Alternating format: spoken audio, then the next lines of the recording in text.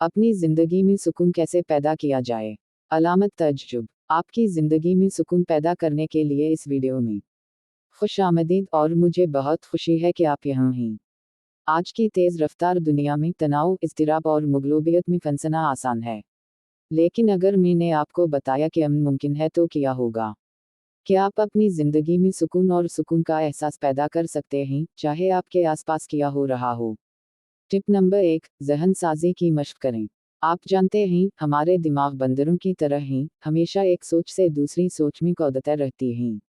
लेकिन ज़हन साजी इस बंदर को काबू करने और मौजूदा लम्हे पर तवज्जो मरकूज़ करने में हमारी मदद करती है।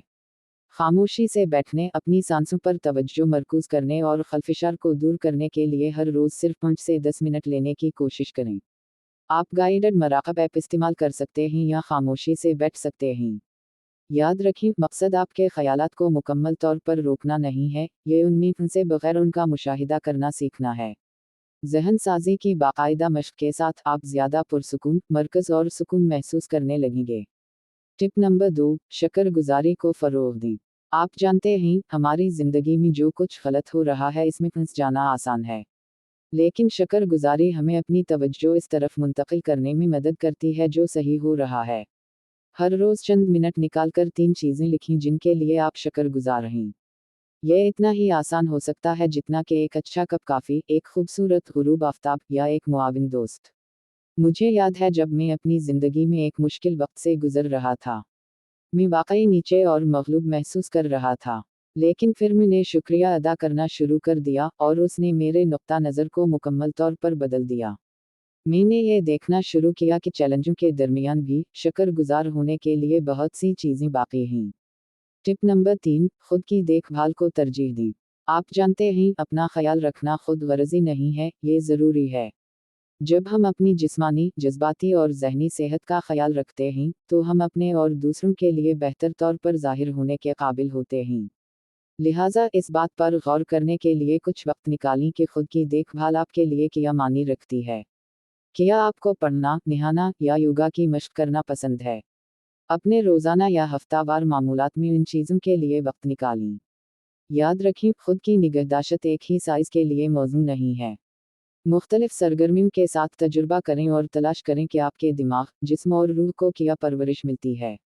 टिप नंबर 4, मनफी ख़यालात को छोड़ दें।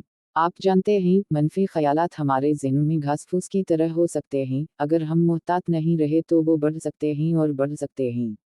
लेकिन अच्छी खबर यह है कि हमारे पास ये इख्तियार है कि हम कौन से ख़यालात को परवान चढ़ाना चाहते हैं। अपने ख़यालात पर गौर करने के लिए हर रोज़ चंद मिनट निकालें। क्या कोई मनफी नमूने या कहानियाँ हैं जो आप खुद बता रहे हैं? इन्हें लिखें और फिर तसव्वुर करें कि आप इन्हें जाने देते हैं। मुझे याद है जब मैं इज़्तिराब और खुदशक के साथ जिद्दोजहद कर रहा था। मुझे ऐसा लगा जैसे मैं मनफी ख़यालात के चक्कर में फंस गया हूँ। लेकिन फिर मैंने माफ़ी की मशक़ शुरू कर दी, ना सिर्फ दूसरों की तरफ बल्कि अपने आप की तरफ। मैंने महसूस किया कि मैं रास्ते में जा रहा हूँ। अपने आप पर बहुत सख्त, और ये कि मैं मेहरबानी और हमदर्दी का मुस्तहिक़ था। जब मैंने उन मनफी ख़यालात को छोड़ना शुरू किया तो मैंने अपने कंधों से वज़न उठा लिया। टिप नंबर 5, फ़ितरत से जुड़ें। आप जानते हैं, फ़ितरत के पास हमारे ज़हनों को पुरसुकून करने और हमारी रूहों को सुकून देने का एक तरीक़ा है। बाहर निकलने और कुदरती दुनिया से जुड़ने के लिए कुछ वक्त निकालें। सैर के लिए जाएं, पिकनिक मनाएं या किसी पार्क में बैठकर अपने इर्द-गिर्द की खूबसूरती का मुशाहिदा करें। मुझे याद है जब मैं वाकई मग़लूब और तनाव का शिकार था।